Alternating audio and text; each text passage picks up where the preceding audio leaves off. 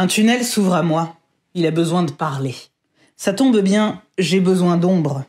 Dans la chambre à coucher, j'observe en silence cette vieille toile peinte à l'huile d'une espèce de gentilhomme espagnol. Mon inculture m'empêche de dater approximativement le geste. C'est peut-être aussi bien ainsi. Circa 1800 avant mon imaginaire. L'ignorance comble ses lacunes en inventant. Remplissons la cavité du tunnel qui s'épanche avec son autorisation. Les phares dansent, synchronisés, dans la nuit artificielle. Le gentilhomme de la toile est ébloui. Il plisse les yeux, porte sa main à son visage, grimaçant. Sa moue n'en reste pas moins séduisante.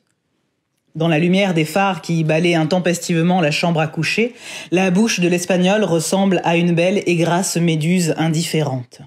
« Défense d'approcher » est-il écrit au-dessus du cadre ornementé en lettres capitales. « Défense d'approcher » est-il écrit au-dessus de l'entrée du tunnel en lettres capitales. C'était une soirée mondaine et les canapés étaient succulents, surtout ceux à l'aubergine et au sésame.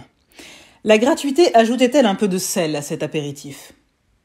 Au moment du concert, une alarme sonna dans le lointain par-delà la fête.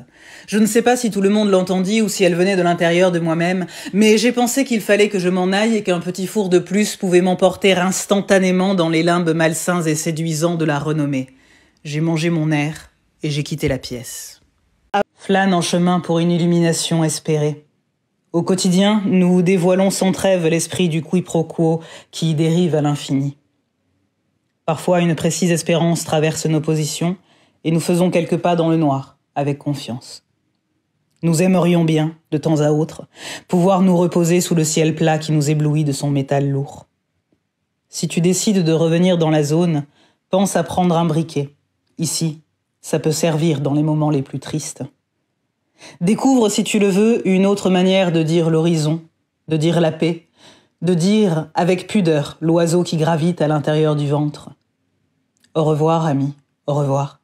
Une poignée de main nous libère de nos engagements, nous libère du poids du monde, nous libère l'un de l'autre sans nous déposséder. Une poignée de main imaginée, une prière. Au revoir. On s'en souviendra des deux rives, j'en suis certain.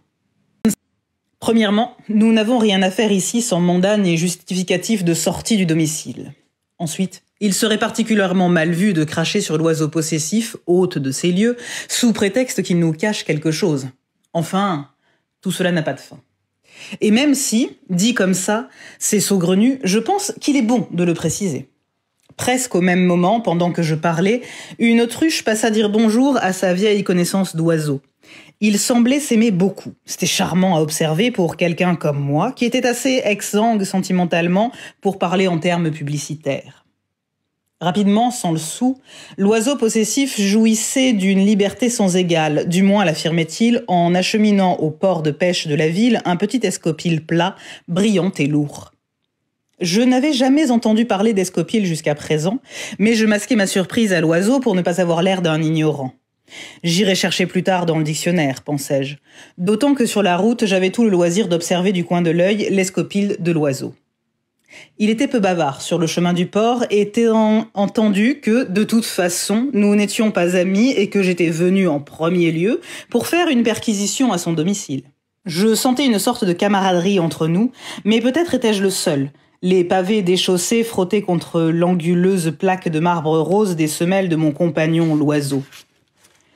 Autrefois, j'aurais aimé avoir le même type de souliers vernis aux semelles de marbre. Mais j'avais changé. Indélébile soif du prédicateur qui harangue la foule de harengs à toute heure. Les poissons se cachent pour vivre leur joie, le reste du temps, on ne sait pas ce qu'ils font, ce qu'ils fondent.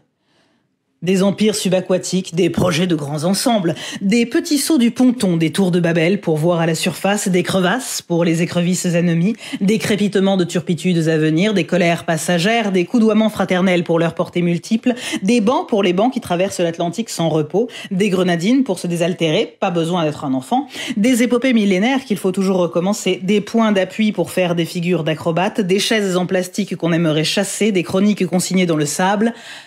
Un tas de trucs. Le prédicateur connaissait son discours sur le bout de la langue, il l'avait tant de fois habité. Les harengs étaient limite hagards, abasourdis par tant de projections volontaires et admirables, tant de postillons. Au fond, ils ressemblent beaucoup aux êtres humains, surtout pour ce qui concerne les chroniques écrites dans le sable. Outrepassons la plage épuisée. Tout se cache. Saluons les micro-poussières de verre transformées qui se sont perdues en chemin. Ça fera toujours du sable pour les enfants. De quoi dessiner des personnages rudimentaires avec des sourires et des zéros à la place des yeux. Un zéro, ça fait de l'espace. C'est le seul moyen de bien voir, dit l'enfant, sentant qu'on ironise à ses dépens. Et il a raison. Une fois encore, il a raison. Il faut toujours tout recommencer à zéro pour voir clair. Il n'y a que les gens qui se prennent au sérieux qui trouvent insupportable qu'on leur rappelle ces lieux communs. Sauf que ces lieux communs, ce sont les seuls où nous habitons ensemble. Tu me donneras ton code postal que je t'envoie 2-3 pense-bêtes que tu n'es pas d'humeur à écouter tout de suite. Je sais que tu les as entendus. Tout un chacun fait son chemin jusqu'au lieu commun. Certains s'arrêtent en route afin de se percher seuls sur la cime d'un Tancarville pittoresque. Seras-tu de cela ?